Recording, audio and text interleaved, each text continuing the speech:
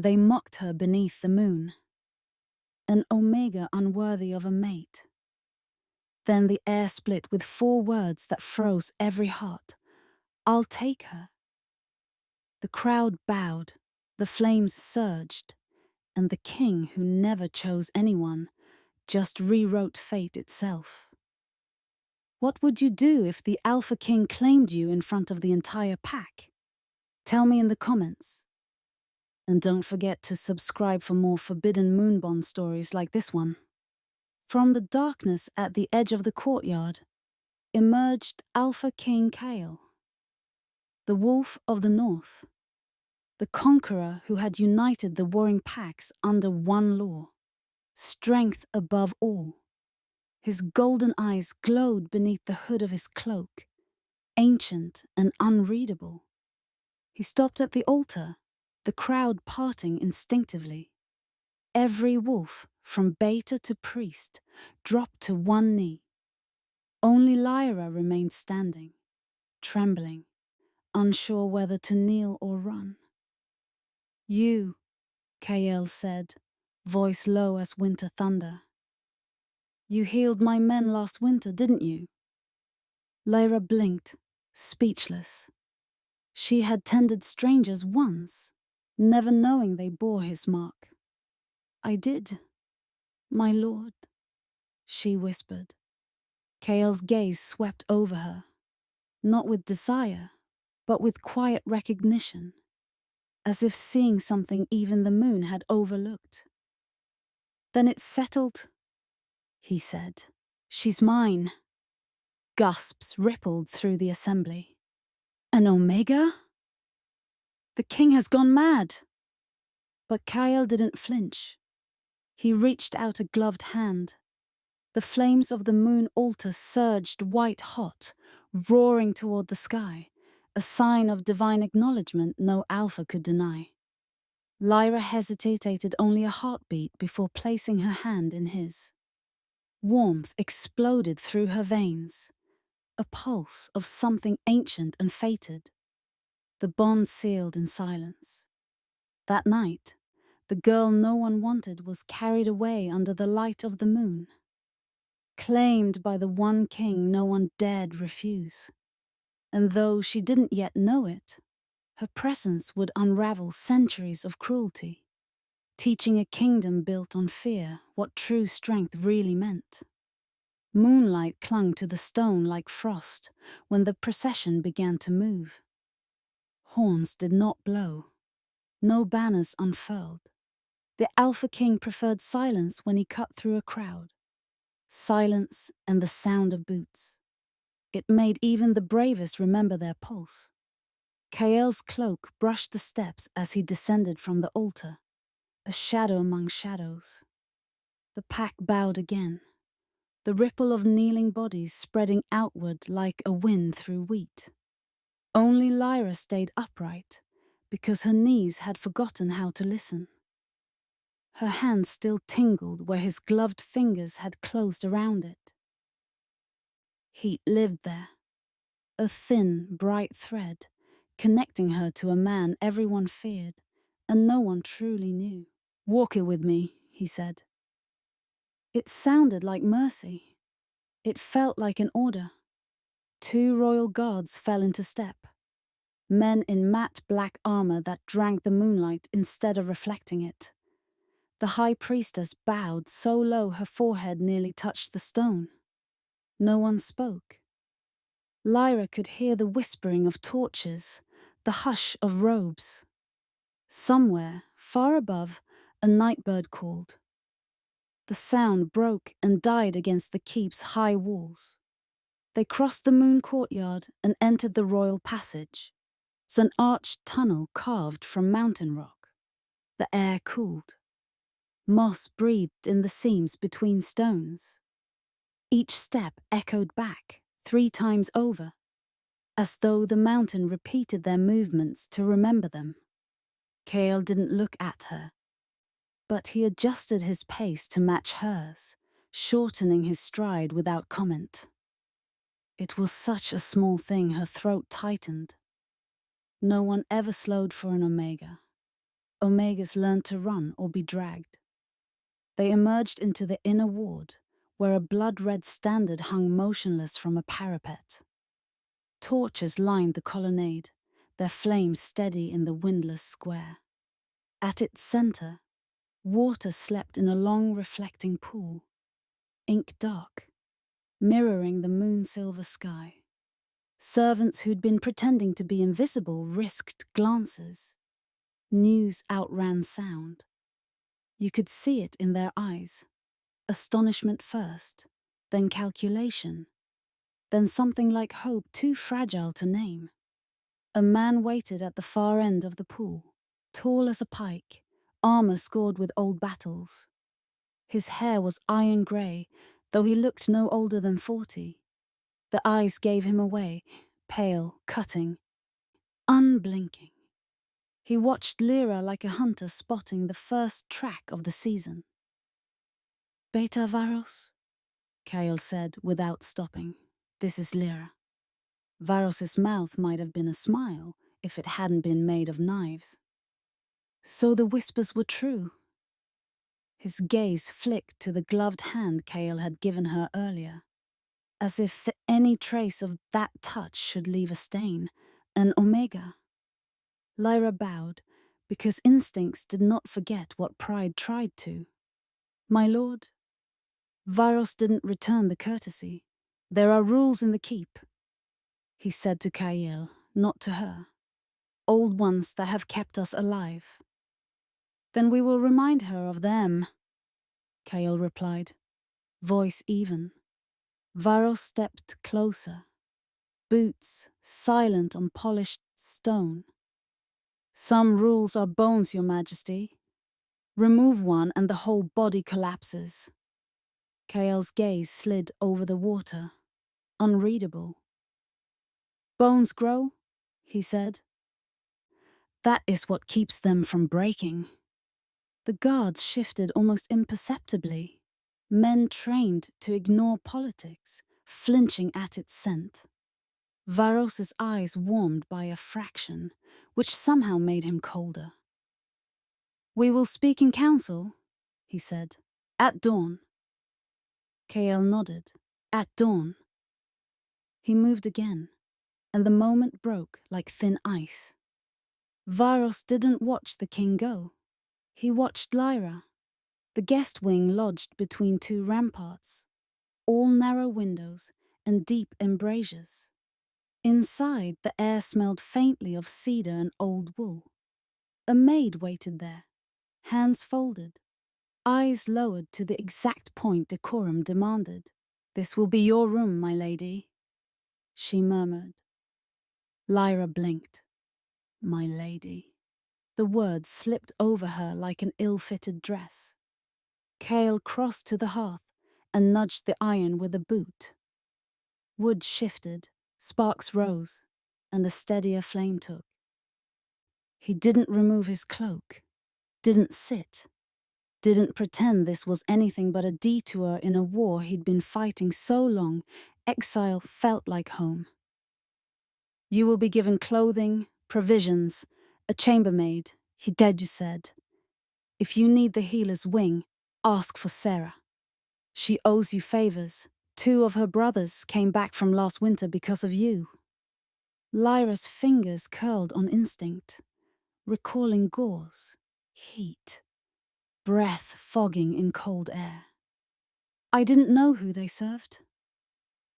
"You knew they were bleeding," he said, as if that were the only banner that mattered.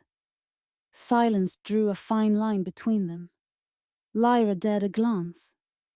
In the fire's low gold, she saw the lines fatigue cut into his face.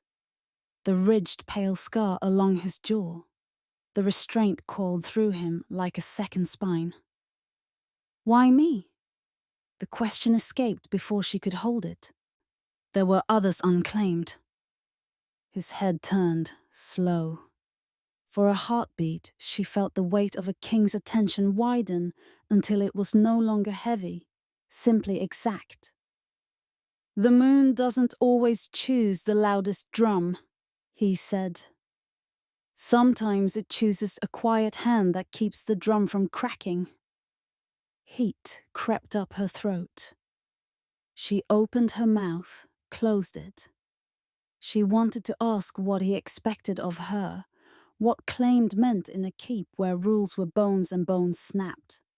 Instead, she said the safest thing. I'm grateful. He studied the fire. Be careful, Lyra. Gratitude can sound like apology in the wrong ears. His gaze flicked to the door. Beyond it to corridors where pale-eyed men sharpened old ideas into blades. Rest. In the morning, you'll be shown the keep. He left without ceremony. The door shut softly. But his absence pressed harder than his presence had. Lyra stood very still until the maid remembered to breathe. Sarah was younger than Lyra had expected. Freckled, quick, the sort of girl who could cross a courtyard without being noticed and somehow notice everything. She set about the room with competent hands, banking the fire, drawing a basin. You don't have to speak to me like a lady, Lyra said at last, voice tin brittle. I don't know how to answer to it. Sarah glanced up, and in that glance lived a dozen calculations. Then a decision. Then I'll speak to you like I would to someone who stitched my brother's leg back to his body. She'd said, Sleep, Lyra. When bells ring, they mean you're late. Sleep did not come. Memory did. The jeer in the courtyard, the flame paling, the weight of a gloved hand lifting her out of emptiness.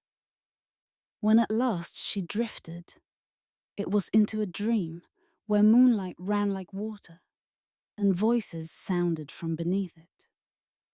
One voice, low and steady, saying her name as if it were a vow. The bells woke her at grey dawn. They didn't clang. This keep disliked noise that could be mistaken for fear. They rang like iron and fog, precise. Sarah returned with a dress the colour of the smoked tea, plain but well cut, and a soft leather girdle for pouches, herbs, bandages, things Omegas were expected to carry when no one was looking. Breakfast is in the refectory, Sarah said. Sit where they tell you. If they don't tell you, sit where you can leave quickly. Lyra smiled despite the ache under it. What about you? I'll be wherever the trouble is pretending not to be. Corridors unrolled like grey ribbon. Arrow slits threw knives of light across the stone. When Lyra stepped into the refectory, conversation paused, as if someone had pressed a thumb to the collective throat. Long trestles ran the length of the hall. Warriors a shoulder to shoulder, steel stacked against benches. At the high table sat Kale and his captains. Varos stood behind them, hands clasped, the posture of a man who did not need a chair to feel seated. Kael's gaze found her as easily as if they were the only two people in the room. He didn't motion. He didn't need to. A guard guided her to a small side table near a column. Visible, neutral, defensible. Bowls of porridge steamed. Bread cut on the bias revealed the neat geometry of the crumb. She had just lifted her spoon when a young warrior slid onto the bench opposite, a sling binding his sword arm to his chest. He couldn't have seen 20 winters. The sling had been arranged with pride and incompetence. You're the king's Omega, he said too loudly, every syllable a dare. A hush rolled the length of the bench. Varos's gaze flicked. Hawk, quick. Kale did not move. Lyra kept her spoon steady. I'm Lyra. I'm Oren, the boy said, chin up. Broke this yesterday in the yard. I'll be back training by dusk. The wrist under the sling was angry and swollen. A fracture gone wrong would end a life faster than a blade if it took a hand from a sword. She felt the room watching, not just eyes, temperature. She could mend this in a minute. She could also make an enemy of a code that called scars a catechism. By dusk, she said softly, you'll have twice the swelling and half the movement. By tomorrow, the bones will set crooked. In a month, you'll hold your sword like a stranger. A flush climbed his neck. Pride warred with common sense. And if I ask for your herbs? The word carried a dozen meanings. Help, shame, treason. Lyra set the spoon down. If you ask, she said, I'll see you after first bell in the east cloister. No one lingers there because the wind cuts. She met his gaze until he looked down, not broken, considering. But if you don't ask, then don't pretend you didn't choose the pain. A sound like a stifled laugh came from 2 benches down. It died quickly. Varos's mouth pressed thinner. Kale's spoon touched his bowl and did not rise. For a heartbeat, Lyra felt the line stretched between King and Omega hum, something like approval threaded with warning. Breakfast ended. Council began. The council chamber grew from the mountain itself, a circle of stone with a ceiling like a ribcage. Maps lined the walls. Old borders struck through, new ones etched hard. Captains spoke. Scouts reported. Lyra stood to the side the way a broom stands. Useful, ignorable, always within reach when filth appears. At last Varos turned, voice mild. Your Majesty, before we conclude, the matter of precedent. He didn't look at Lyra. He didn't need to. An Omega claimed at the moon ceremony, by a king. The packs will talk. Enemies will listen. They will smell softness. Kale rested both hands on the table. He didn't lean. Kings didn't. They have listened to us for a decade and bled for it. He said, if they come because a healer stands in my hall, let them come. We'll see what else they smell. A murmur, half shock, half savage pleasure, passed among the captains. Varos's lidless gaze did not waver. Then shall we codify limits, sire? Where she goes, who she sees, what influence she exerts. The cold in the room did not come from the stone. Lyra felt it anyway, a thin thread along the spine. Kale's eyes found her. Firelight wasn't here to color them gold, but they gleamed all the same. Lyra will be shown the keep, he said. She'll have access to the healer's wing, the gardens, the east and south cloisters, the training yards only by invitation. He paused. The pause meant he knew precisely where the trap lay. If a life hangs by a thread, she will cut it free. Otherwise, she observes. For now. For now. 2 words that were a bridge and a leash. Varos inclined his head the way a blade inclines before it falls. As you command. Council broke. Stone swallowed footsteps. When they were nearly alone, Kyle spoke without turning. You drew a line this morning, he said. Lyra had the sense a wrong answer would weigh more than she could carry. I showed a path, she murmured. He can choose to walk it. Choice, he said, tasting the word like a foreign spice. She looked up, surprised into boldness. You gave me one last night.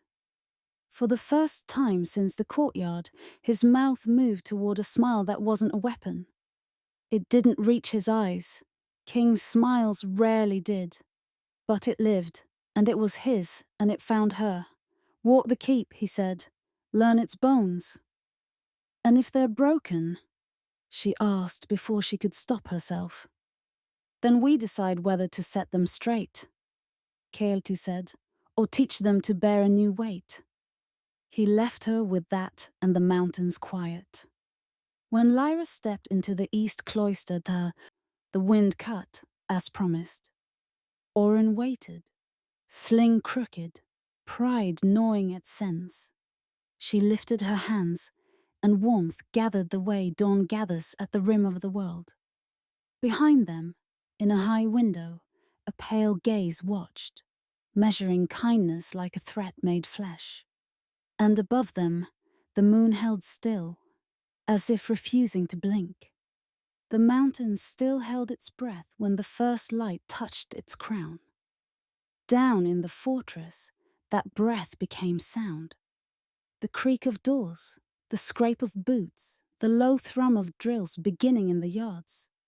Yet, the east cloister stayed half in shadow, a strip of quiet where Lyra's world had shrunk to the fragile glow between her palms. The boy's wrist was knitting back together, slow but sure. He watched her, wide-eyed, as the pain bled out of him. "You shouldn't," he whispered. Lyra smiled faintly. "Then don't tell anyone you saw me." When it was done, she wrapped his arm with linen and stood. The wind rushed through the cloister arches, tugging at her hair, carrying away the last shimmer of healing light. Somewhere above, a door closed, softly, but she heard it. Someone had been watching. Kael stood on the balcony that overlooked the lower wards, his cloak snapping in the cold wind. Below him, the yard swarmed with soldiers, steel clanging, orders barked, the morning alive with rhythm. And yet his gaze had drifted east, to where he'd just seen her, tiny in the courtyard, hands aglow like a second sunrise. Varos joined him without being summoned. "She's already breaking your decree." Kael didn't answer. "You let her work in the cloisters, and now she preaches defiance to the recruits. The men whisper her name as if it's a charm. You know what that becomes." Kael's jaw tightened. "Hope." "Disease," Varos corrected. "Hope makes wolves forget their place." He turned and left before Kael could reply, leaving the words like frost that refused to melt. The king stayed a long while, the image of her bent over a broken boy still etched behind his eyes. By midday, Lyra had been escorted through the fortress by Captain Rowan, the same broad warrior who had carried her from the moon courtyard. His scars told stories even silence couldn't hide. "The keep's built to outlast mercy," he said as they passed the training fields. "Don't waste yours here." But she couldn't help it. Every corner whispered of pain unhealed. Bleeding knuckles, twisted ankles, fever-slick children watching their parents train until they fell. Wolves were supposed to heal fast, yet every face here carried old scars like medals. "Why do they hate what could help them?" she asked quietly. Rowan looked at her for a long moment. "Because mercy was the first thing this kingdom buried. And no one digs up the dead without consequence." They reached the healer's wing, a cold hall lined with unused beds and dusty jars of herbs. Lyra brushed a layer of ash from a table, revealing the faint engraving of an old crest, a wolf entwined with a crescent moon. "Who used this place before?" she asked. "The old queen," Rowan said, almost reluctant. "Kael's mother?" Lyra's heart stirred. Was she a healer too? She believed the moon's light could mend what claws broke. Rowan said that belief got her killed. That night, the great hall blazed with torches. The warriors celebrated a victory Kale hadn't even attended. An old raid's anniversary, a reminder of how fear once kept the borders quiet. Lyra was summoned, dressed in soft grey, the colour of fog before dawn. The same wolves who'd mocked her in the courtyard now fell silent as she entered beside the king.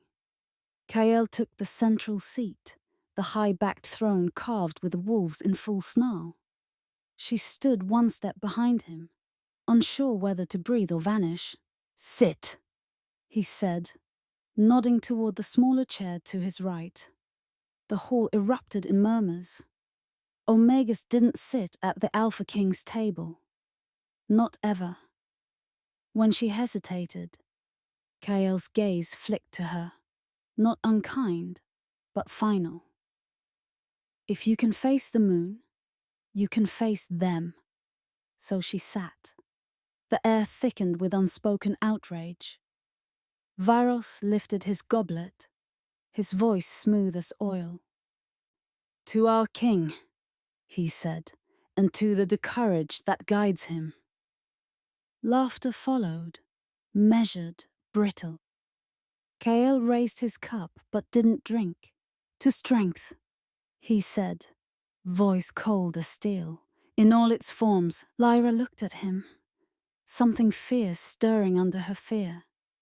The firelight carved his face into shadow and gold, but for the first time, she thought she saw what lay beneath the armor. Exhaustion. A man who'd forgotten what warmth felt like. After the feast, as the hall emptied, and the last echoes of laughter faded, Kael spoke quietly without turning toward her. "Every eye here is a blade. If they can't cut me, they'll cut you." "I'm not afraid," she said, surprising herself. He looked over his shoulder, gold catching in his eyes. "Then you're either braver or more foolish than most." "Maybe both," she said.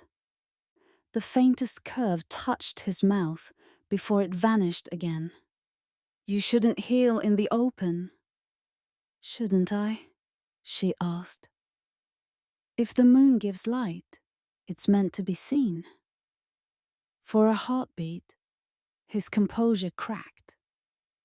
"My mother said that once." Lyra stepped closer, her voice a whisper now. "And what happened to her?" Kael's expression hardened again, the walls slamming shut. "She mistook kindness for protection. The world proved her wrong." He turned away, the conversation ending with the sound of a closing door. That night, sleep refused to claim her. She stood by her window, staring at the mountains wrapped in silver. Somewhere beyond them, freedom might have existed. But when she closed her eyes, all she saw was the boy's healed wrist and Kael's face when he'd watched her from the balcony. The moon hung lower than usual, pale and restless, as if watching her too. Her reflection in the glass shimmered faintly. For the briefest moment, a mark glowed on her collarbone, the outline of a crescent, pulsing with light. Lyra gasped softly and touched it, but the glow faded. Still, she could feel it humming beneath her skin, alive with some ancient rhythm she didn't yet understand. Far below, in his private chamber, Kael stirred from half-sleep. The same light flickered across his palm where she had once placed her hand. He opened his eyes to darkness and whispered, not sure if he was speaking to the moon or to memory. "Bound by light, even in shadow." Morning came with the rattle of chains and the crisp song of steel. Not the chains of prisoners, training chains that linked wrists to weighted sleds, dragging furrows through the sand, so recruits learned what it meant to move while held. In the lower yard, wolves in human form ran until breath burned and vision sparked, then ran again. The air smelled of iron and winter. Orders cut the cold like knives. Lyra paused at the parapet. Sarah beside her with a basket of folded linens and a face set in the particular stillness of someone pretending not to feel. Below, Captain Rowan paced a line of trainees. He carried a switch of willow and used it sparingly, which made it worse. It landed only when pride interfered with safety. Rowan taught pain like grammar. Inevitable, necessary, most dangerous when ignored. Watch, Sirrah murmured. This is the part everyone pretends is tradition, not fear. A horn snapped. Sparring began. Shields hammered shields. Training blades struck forearms. A girl not yet grown, 15 winters at most, entered the circle with a wooden spear. She was small and raw-boned, shoulders set like a dare. The boy opposite her wore his confidence like borrowed armor. Rowan called, "Begin!" The boy lunged. The girl moved late. Wood met bone with a sound that lives inside doctors' dreams. The spear flew. Her forearm bent where arms should only bend once.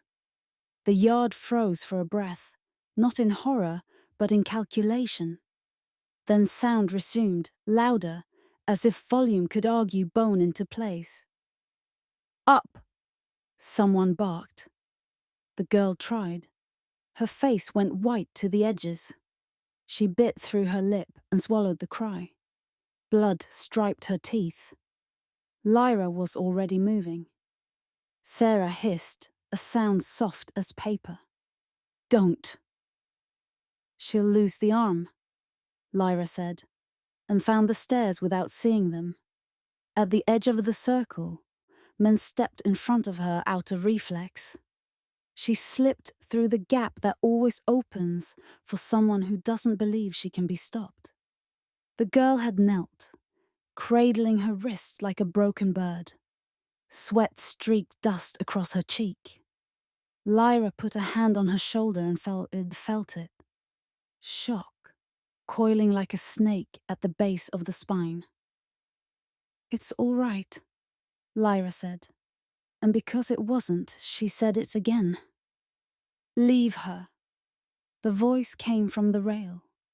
Beta Varos, pale eyes flat as old ice. "She learns nothing if you steal the lesson." Lyra looked up. "The lesson is learned," she said quietly. "The price doesn't have to be permanent." The yard gathered around those words, the way water gathers around a dropped stone. Rowan's jaw worked. He didn't tell her to stop. That was its own argument. Varos descended the stairs with the deliberation of a verdict. "You were given limits," he said, when he stood close enough that Lyra could see the faint scar that nicked his lip. "You observe. You do not intervene." Lyra kept her palm hovering, heat blooming there, light not yet visible. "If I watch her lose her hand because it humors your creed, you don't gain strength. You gain a cripple." Varos's smile never reached his eyes. "Pain is the chisel that shapes wolves, and infection is the rot that hollows them," Lyra said. "Choose your artistry." A whisper moved through the crowd. Dangerous, delighted. Varos's hand twitched toward the girl, as if he would set the bone with force and call it discipline. Rowan shifted, not much, just enough that the path narrowed. "Enough," Kael said. The words struck the yard like a bell. The Alpha King had arrived so quietly, even the wind hadn't noticed. He wore no crown. He didn't need one. His presence drew lines around the scene, turned chaos into tableau. Eyes turned to him as if pulled by tide. Lyra glanced up, pulse jumping. For a heartbeat the night before, the balcony, the almost smile, rushed back and heated her chest. Kael's gaze slid from Varos to the girl, to Lyra, weighing, assessing, refusing to show which way the scale tipped. Her arm, Lyra said, voice steady, though she felt the ground tilt. The bone's gone. I can bring it back. Varos's jaw sharpened. We do not coddle. Kael didn't look at him. He watched Lyra the way generals watch horizon lines. Then he crouched in the sand, King lowering himself to the level of a soldier without ceremony or witness but this entire yard. He addressed the girl first. Name. Mara, she managed. You stood up, Kael said. You listened to the pain. Good. He nodded once, then to Lyra. Do it. Relief washed through the circle and then disappeared as men realized what it meant. An order, a precedent, a line crossed even if it was only a heel over the chalk. Lyra exhaled, set her hand to the fractured place and let the warmth climb into light. The world narrowed to the quiet shift of bone against bone. The sound came, soft, precise, as the edges found each other and remembered how to live together. Mara's breath came back like a returning traveler. When it was done, Lyra wrapped the arm clean and firm. Hold no weight today, Lyra said to her, not taking her eyes from the bandage. Tomorrow, you'll do the drill with sand only. Next day, a stick. You'll be stronger because it healed right, not because it healed wrong. Mara nodded, blinking hard. Yes, She stopped, not sure of the honorific, and Lyra spared her by standing. Varos's voice could have cut glass. You dress mercy as strategy. It is still mercy. Kael rose. A healed soldier returns to the line faster. That is not mercy. That is logistics. He addressed the yard without raising his voice. Hear me. If a bone breaks clean, we set it. If blood runs like a torrent, we stop it. No one wastes a warrior to prove a point to the dirt. Varos stepped closer. Every inch an argument. And when the enemy hears that we choose comfort over creed, they will come, Kael said, and they will discover we still bite. A low chuckle breathed through the ranks, not rebellion exactly, recognition. Varos's eyes went colder, not anger, calculation. Sire. A private word. Kael's expression did not change, but the line of his shoulders answered, not here. He turned and left the ring. The circle loosened, air rushing back in. Rowan lifted Mara gently and sent her to the shade. Lyra's hands trembled a little with the afterlight. She was suddenly conscious of how many eyes had watched the glow move through her fingers. She pressed her palms together to hide the last shimmer and found Sarah at her elbow, mouth a tight line that wasn't quite a smile. You just taught a yard full of wolves a new language, Sarah said under her breath. Varos speaks only the old one. He won't thank you for the lesson. Let him unlearn it, Lyra murmured. But the victory felt fragile, drawn in chalk before rain. They led her to the gardens after midday, a narrow ribbon of green knife between walls, guarded by thorns. It should have been a riot of herbs, the way the old engraving in the healer's wing had promised, but most beds lay abandoned. Only the hardiest clung on, feverfew in the cracks, yarrow in the gravel, rosemary turned woody and wild. Lyra knelt, palms darkening with soil. Sarah watched the gate. This place used to feed more than bodies. Sarah said, the queen taught pups to crush mint for tea. She said scent was memory's friend, and memory kept us kind. A shadow crossed her face. They say Varos cut the garden first, after she shook her head. He called it removing softness. Lyra worked the root of a nettle free and felt the sting bloom. Pain pricked, honest and small. Softness isn't weakness, she said. It's what keeps the blade from snapping when it meets bone. You should embroider that on a banner, Sarah said dryly. Then run. Footsteps ground gravel. Rowan appeared in the arch. He looked from Lyra's earth-blackened fingers to the ragged beds, and something like memory passed over his features, quick and unguarded. "The king asks for you," he said. Lyra dusted her hands and followed him through the cloister. Rowan moved as if the corridors were narrow bridges over deep water, aware of edges, respectful of fools. "In the yard," he said. "You spoke as if you'd earned the right." He did not make it a question. "I've set bones since I could hold a split."